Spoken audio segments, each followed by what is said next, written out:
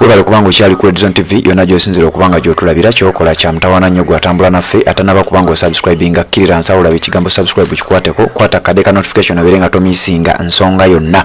Waliwo ekibuuzo ekize nti get us the list of opposition MPs who have not signed the petition please if you can. Kakati ababaka bangi tebanaba kubeera nga basayininga ku kiwandiiko kino okusinziira ku information gye nnina gye nnyinza okuba nga nkuwaako entonotono, wabula ngenda kuwaako abo bemmanyi nga bo neekakasa tebanaba kubeera nga basayininga, ate nkuweeko n'abo bensuubira nga bw'oba olina information osobola okugimpa ne tubeera nga ate tugisharinga. Bw'obanga olina information nga weekakasa nti gundi ono tannasayininga osobola okubeera nga ogimpa. Petition yaki?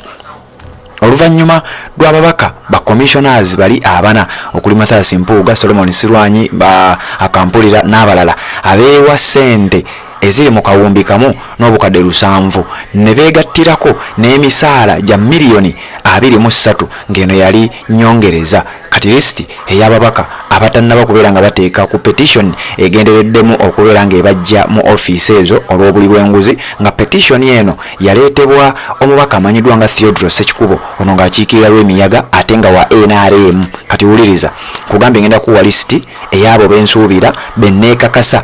Kuliko Honorable Aisha Kabanda. Ono Aisha Kabanda mumumanyi mubaka mukyala akiikirira Butambala district mu parliament. Butambala district woman MP ali ku kaadi ey'ekibiina kya National Unity Platform. Oyo tannaba kubeera nga asayininga with proof. Kuliko Honorable Joyce Baagala Ntwatwa. Oyo mumumanyi bulungi nnyo mubaka omukyala akiikirira district ey'Emityana. Oyo naye tannaba kubeera nga asayininga with proof. Oyo naye nkakasa tannaba kubeera nga asayininga. Kuliko Honorable Medadi Lubega Sseggona akali amaggwa. Oyo mumumanyi Medadi Lubega Sseggona ye yategeezezza nti tannasayininga, era bwe tunaba tufunye information nti asayininze n'ebirala ebifanaganako bwe bityo tujja kujja information tubeere nga tugikuwa. Medadi Lubega Sseggona akiikirira Busiro East mu parliament eno ey'e11 ku kaadi ey'ekibiina ekya National Unity Platform tannaba kubeera nga asayininga. Wuliriza kuliko omusajja ono gwe njagala okubanga nkunyonnyoleko n'akatonotono. Omusajja amanyiddwa nga Honorable Muhammad Muwanga Kivombi, sijja genda mbingi, akiikirira Butambala County ku kaadi ey'ekibiina ekya National Unity Platform tannaba kubeera nga ateekwa omukono ku petition eyo. Ali ku kaadi y'ekibiina kya NUP, akyali mu kibiina kya NUP tannaba kubeera nga asayininga. Kuliko Ibrahim Semujunganda, ono akiikirira Kira municipality, ono naye tannaba kubanga asayininga, era yalabiddwako ng'alina ebigambo by'ayogera. Yategeezezza nti nze Mathias Mpuuga mukwano gwange, okusinziira ku bigambo ebitambula, Mathias Mpuuga Nsamba mukwano gwange, era y'omu ku baayogereddewo nti ayinza obutateeka mukono ku petition ey'okujja Mathias Mpuuga ne ba commissioners bali abalala okubajja mu ofiisi zaabwe. Kuliko Honorable Asmani Basaalirwa, oyo akiikirira Bugiri municipality mu parliament ey'e11 ali ku kaadi y'ekibiina kye ndowooza ekya Justice Forum oba Jema. Oyo ye ate alina ne story ye gye ngenda okubanga nkuwa maaso awo. Ategeezezza nti ajja nakusuuyinga, ye tajja kusayininga, tajja butasayininga kyokka, kuba yategeezezza sinnasayininga ate sigenda kusayininga. Era n'ayongera okutegeeza nti ne Theodore Ssekikubo nja nakutwala mu kooti gwe, nja nakuloopa olwa petition eno gye waleese.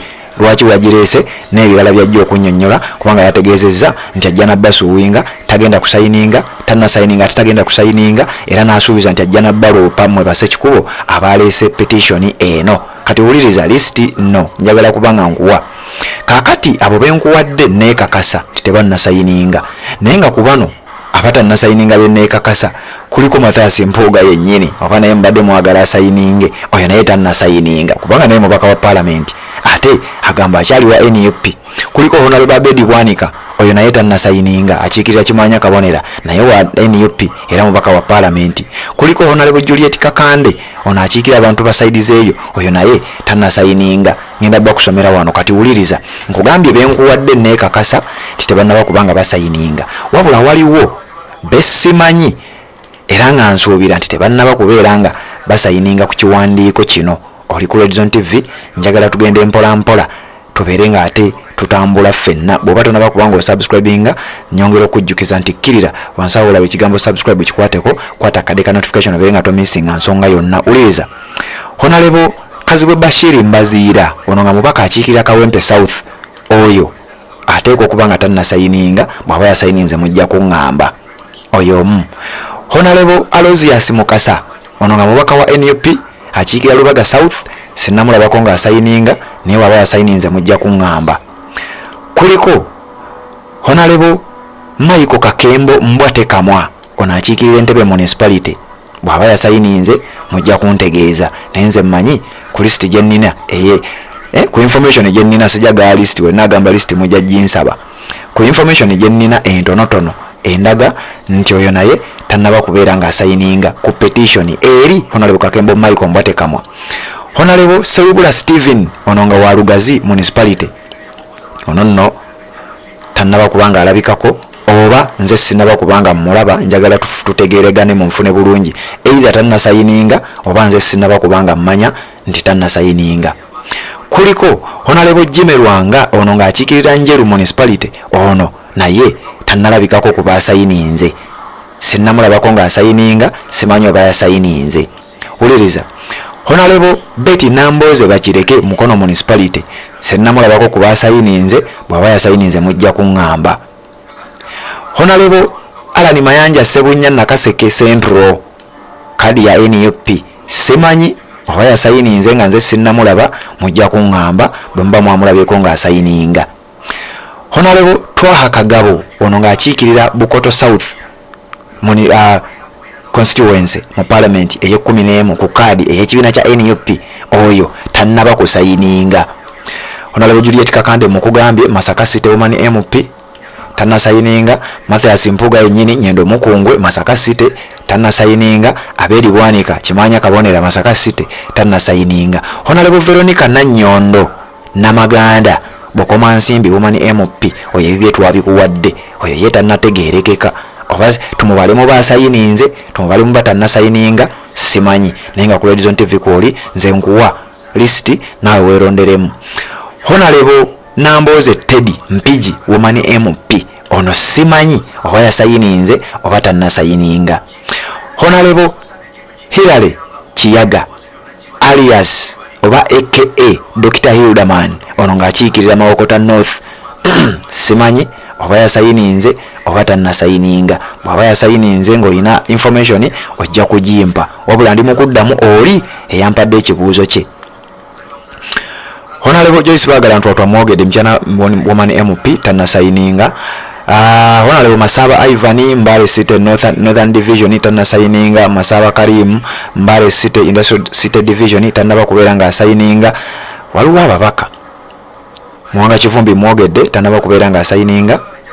Flavia Kalule n'Abagabe yasayininze, oyo akiikirira Kasanda District Woman MP. Ndagire Christine Ndiwalana sinnamulaba, bamumboozezza naye sinnamulaba, simanyi, ojja kumpa information oba yasayininze oba tannaba kubanga asayininga. Wabula nkugambye beneekakasa nti bo tebannasayininga.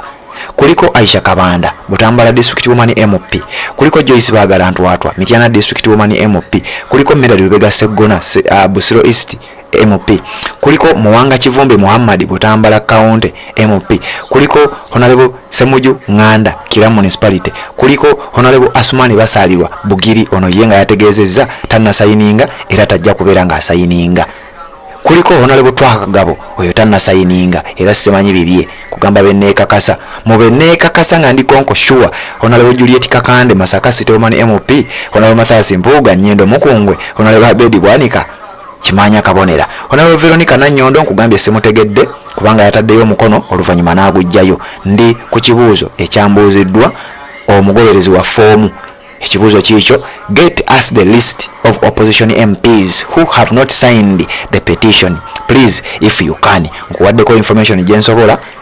Naye ku lunaku olwokubiri deputy spokesperson w'ekibiina ekya NUP amanyiddwa nga David Lewis Lubongoya yategeezezza nti tugenda kutandika okuleeta list ey'ababaka abatannaba kubeera nga basayininga ekyo ndooza kijja kuba kiri official naffe wano ku Red Zone TV tujja tugikusomere bulungi nnyo ogitegeere bulungi nnyo tukuwa abasayininze n'abatannasayininga naye okusinziira ku information gye tulina balaga nti ku mikono giri mu 140 plus egyakafunikako wabula ng'emikono girabika gituuse okuwera gye beetaaga era ng'essaawa yonna ensonga yandibeera nga egguka webali kubanga okyaliko Red Zone TV yona gyosira okubanga gyotulabira kyokola kya mutawaana atanaba kubanga osubscribe nga kikole kila nsawula be kigambo subscribe kikwateko kwata kadeka notification aberenga to missing nsonga yonna